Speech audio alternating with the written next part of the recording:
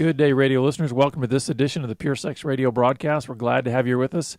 My name is Jonathan, and we have back with us on the line Steve and Jamie Wiechman. Wiechman, right? Wiechman. It's actually Wiechman. Wiechman? Are you serious? And I've been saying it wrong this whole time. It's okay. But it's, I'm always thinking that CH should be a hard CH. But yeah, it was at one point.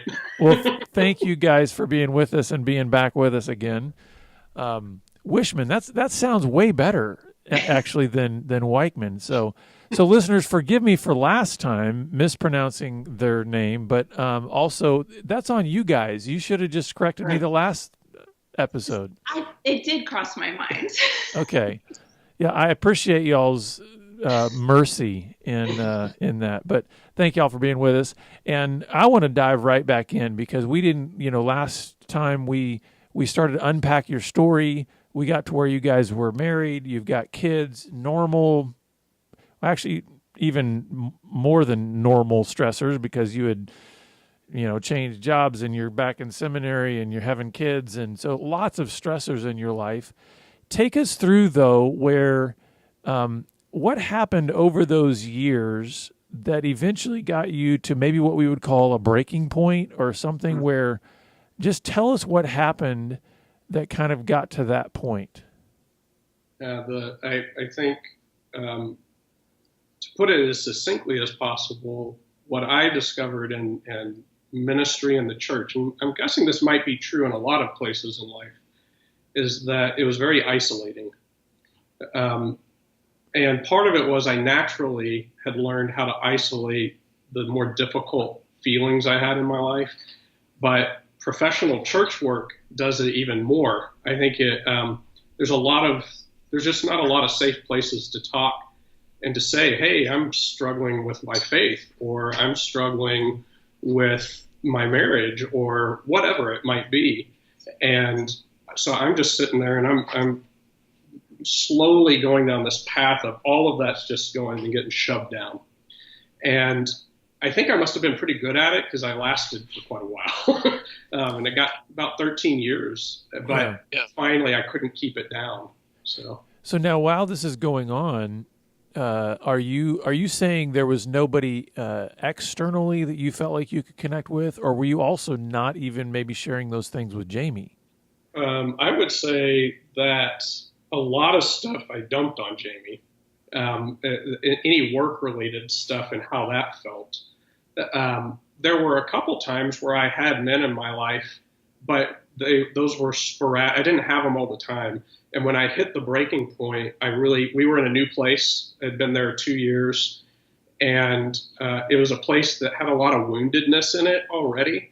And so the people I was working with were fairly skittish, and it was hard to get close to them. And so I ended up very alone during a very difficult time. And I say alone, I had lots of people around me, but not people that I could tell what I was dealing with. So then, Jamie, what was this season like for you as a wife, and maybe getting some of Steve's work stuff dumped on you? You've got kids in the mix. How did you respond as a wife to these things? And then also what was going on in your own life during this time? I really we had just moved 2 years before that. It was a really hard move for me and the kids. It took a long time. I mean, I probably cried for 6 months after we moved pretty consistently. So it was hard to get connected at our new place. And, so probably the way we were connecting the most at that time was me catching his work dumping. Mm-hmm. So I was willing to do that because it was the way I was getting to know him. Mm-hmm. But it was heavy, and he didn't always want to share it all. And a lot of times I had a lot of ideas and suggestions for what he should do that were not really what he was wanting to do at the time. So it was also it was a real challenging time for our relationship.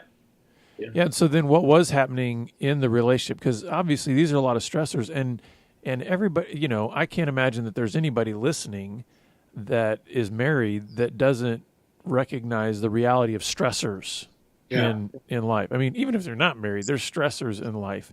But how are you guys processing the stress? First of all, were you even recognizing that maybe stress was mounting? And whether or not you were, what were some of kind of your coping mechanisms for dealing with just the increased stressors in your lives? Oh, goodness. I think I may have said this on our previous interviews. When I came home, I felt safe there. I felt like I could fall apart. The problem is that's pretty much all I did at home. So I would just come home and I would sit on the back porch. That was my safe place. Maybe go out and grill, have a beer. Jamie would come out and sit with me for a lot of that time. But I didn't have energy to ask her good questions about her day, or to ask. I remember starting to feel bad about my parenting. I'm really not getting to know my kids because I don't have any energy. It's all burned up. And so for me, more sleep. I needed lots of special things, like a special drink, a glass of wine or beer, or special food would make me feel, it'd give me a quick fix of it. I feel better. And I think lots of entertainment, constantly watching movies, constantly watching sporting programs. And then ultimately for me, some of the deepest stuff would have been starting to look at pornography. And that was something that had been off and on in my life.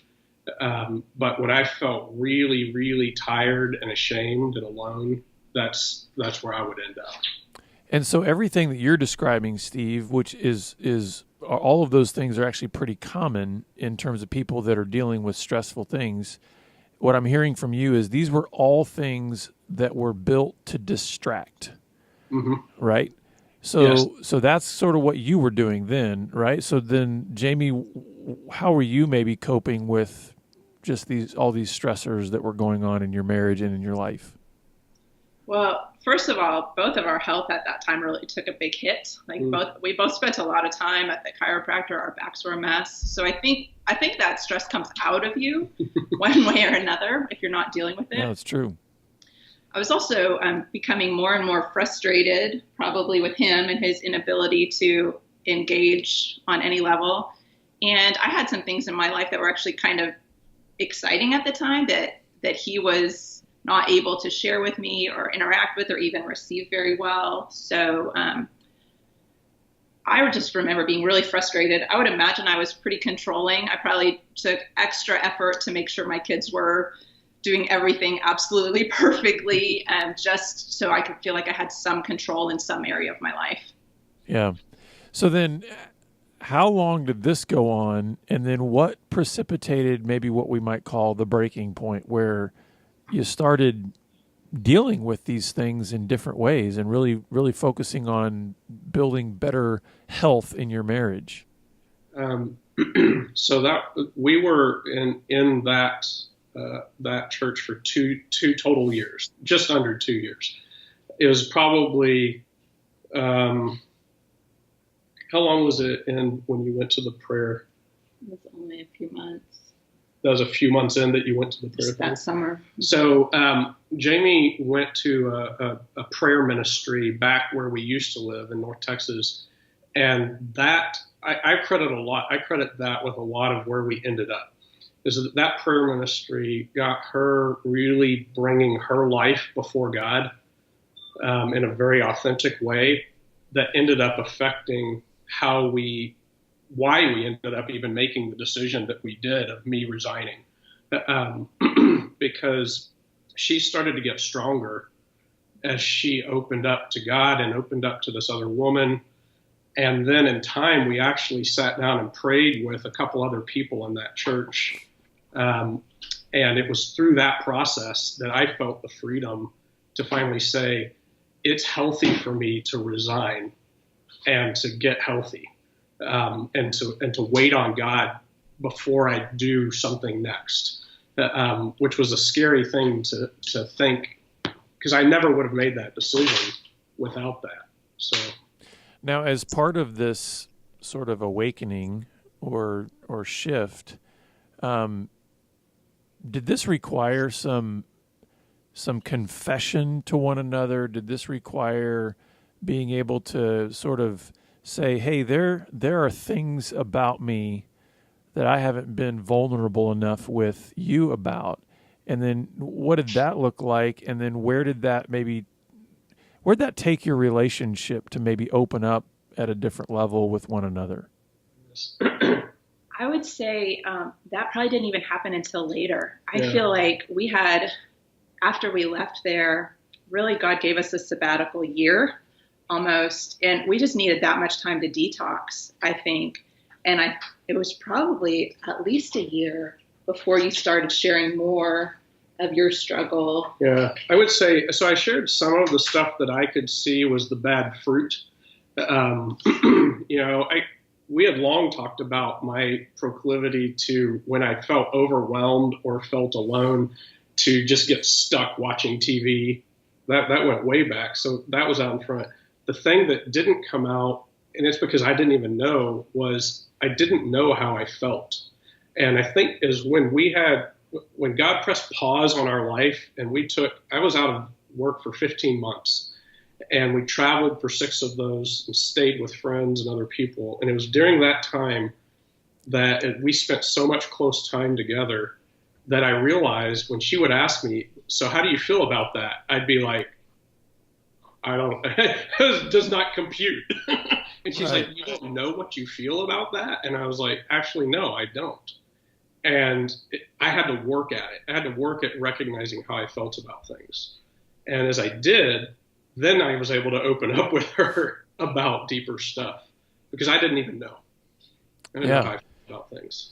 And so you had this 15 months, and now things are getting to a stage where you've sort of detoxed, as you put it, Jamie, and then it sounds like there was another layer of openness that occurred after that. Take us through what that looked like and where that maybe.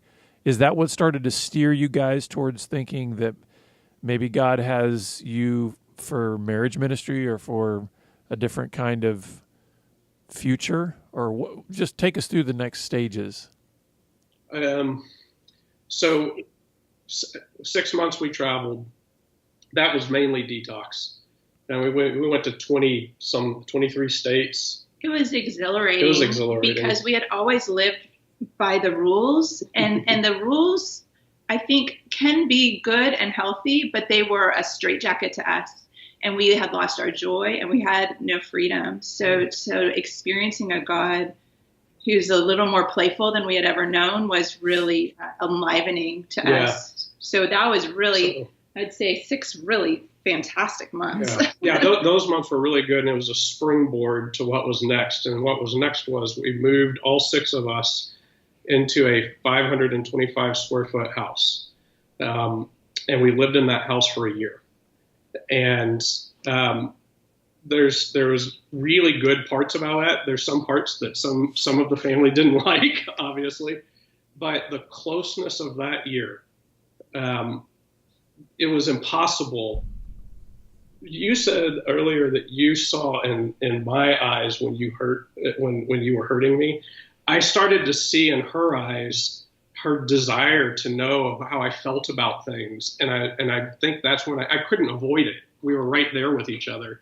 That's when I learned how to know who I really was, and to open up with myself first, then with God, then with Jamie, with my kids, and that to me was the defining year that set us on the course of, hey, we want to help people come out from underneath this isolation and this religious straitjacket and be in places where they can be authentic and really be their whole selves, the good parts and the bad parts.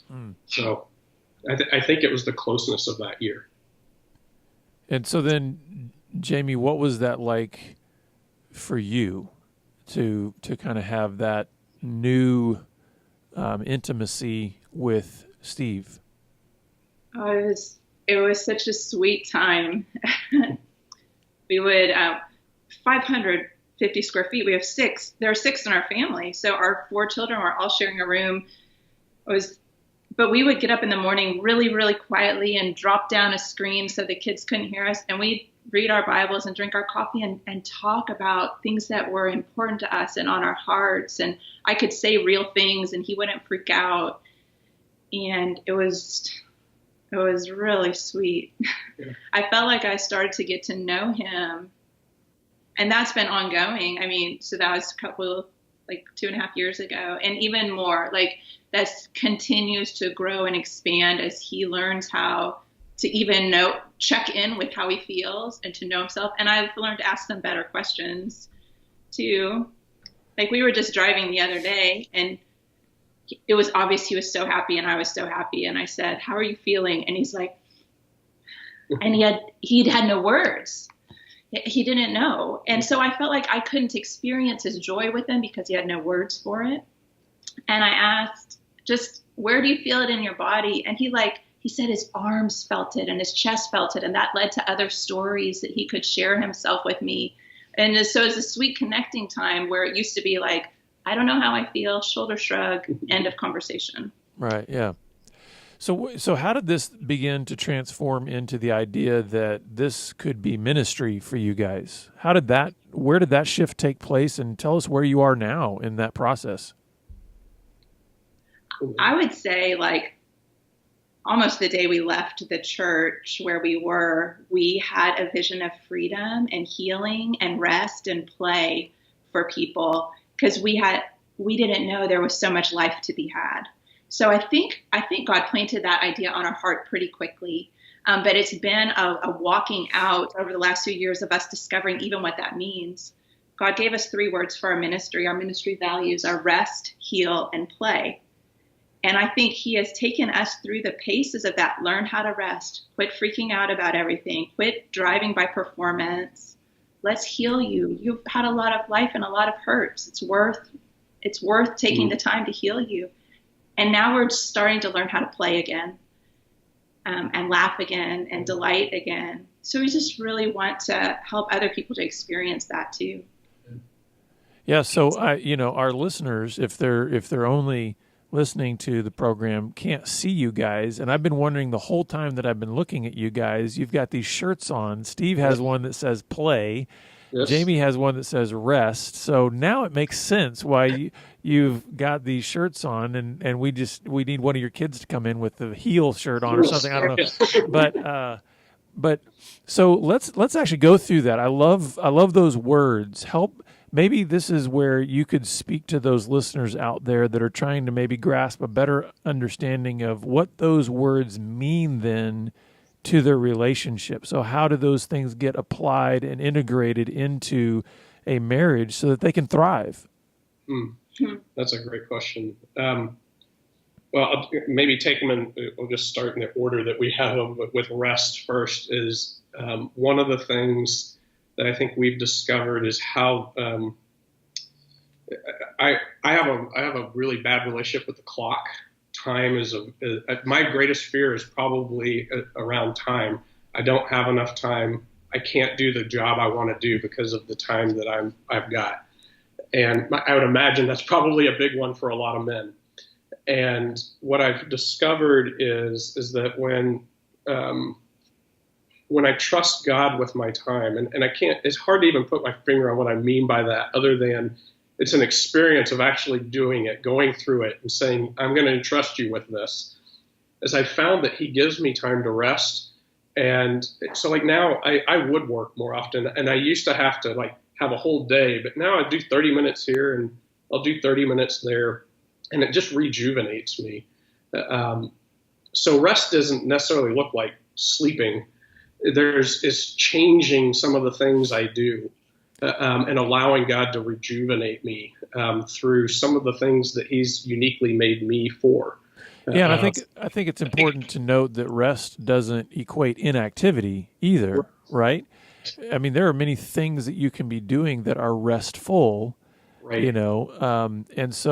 And I would say this too, and Jamie, maybe you can speak to this because Steve, I think there's probably a lot of young moms out there that are going, I don't have any time either. Everything feels like, everything is urgent.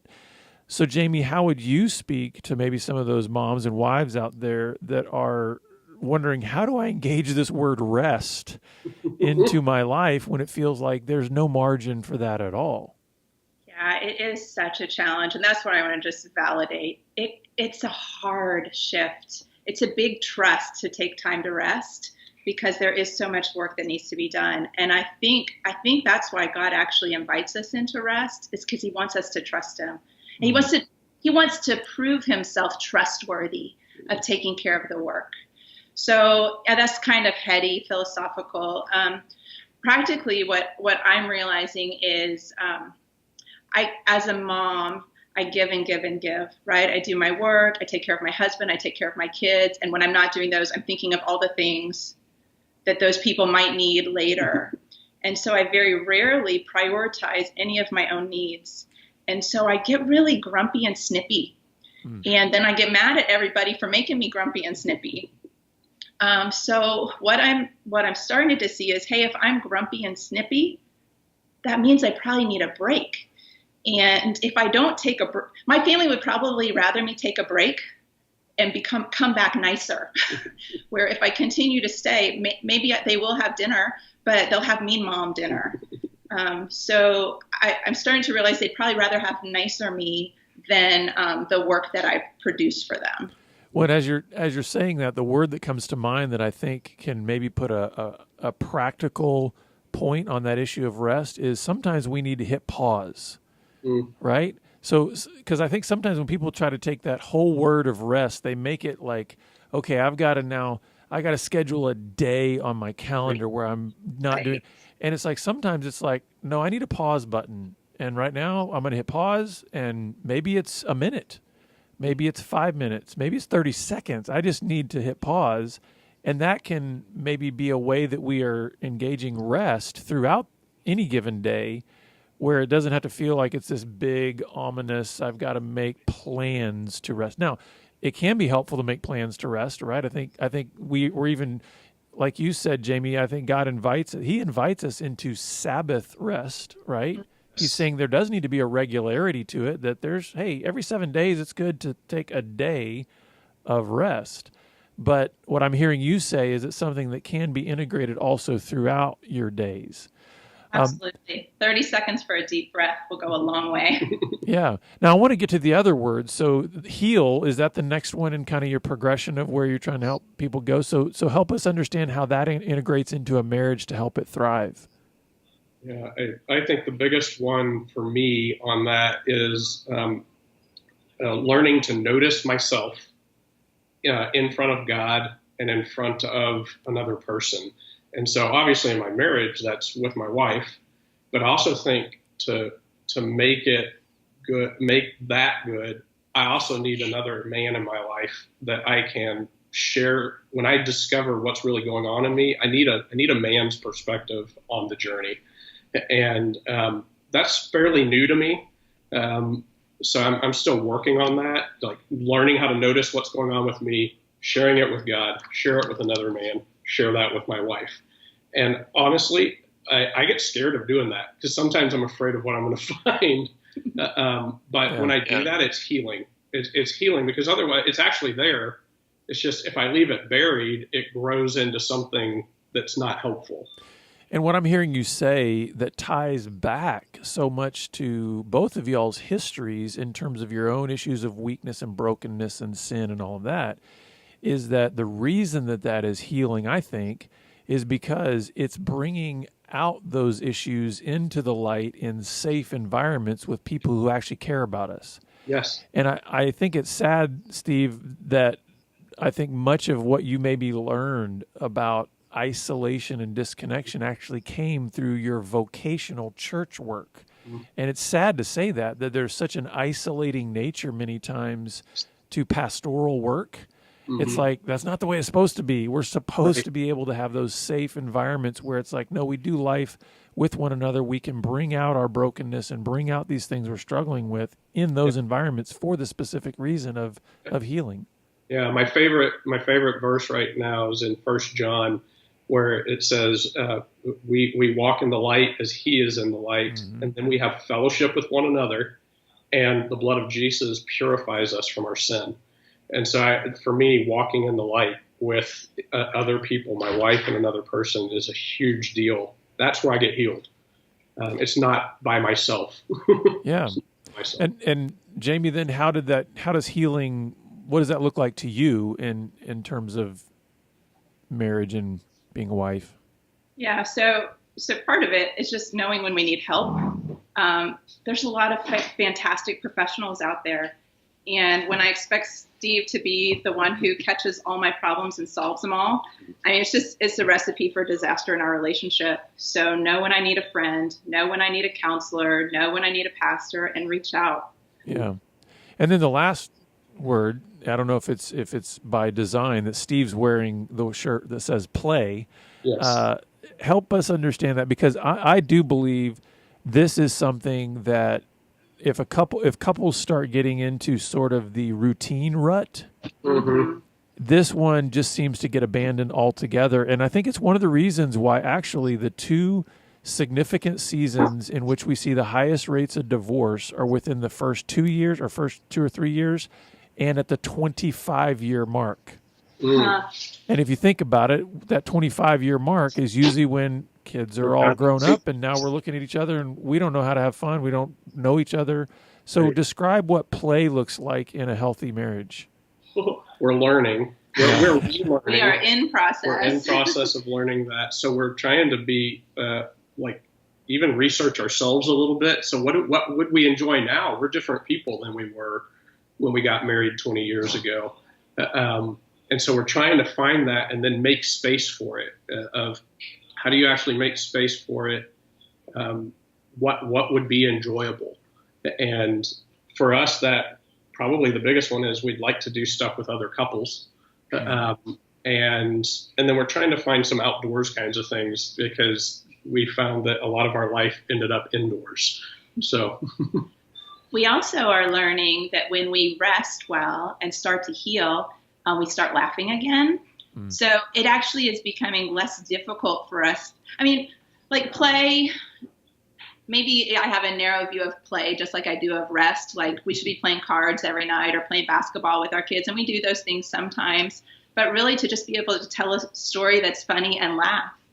That feels like a huge entry into play for me, because I think we had stopped laughing. Yeah. And I think the important thing for all of these words that you guys have put together is that the way in which a couple engages them is incredibly varied. There can be thousands, millions of ways that you can rest and play and even heal together. So as we wrap up here, what would just be a closing word of encouragement that you might have to the couples out there? And then also, how can they connect with you and find out more about your ministry? So I think when you start to hear about rest, healing, and play, it could easily feel like a burden. Like I'm so far from that. And I just want to relieve some pressure there. I mean, what we have found is that God has driven this process. Mm-hmm. I mean, we've played our part. I think that's important. But for the most part, he's like, I'm going to teach you how to rest. I'm going to heal you. I'm going to help you be childlike again. And so I would just maybe encourage you to, if you're feeling some burden about this, to just tell that to God and say, I would like to have these things in my life and I have no idea how.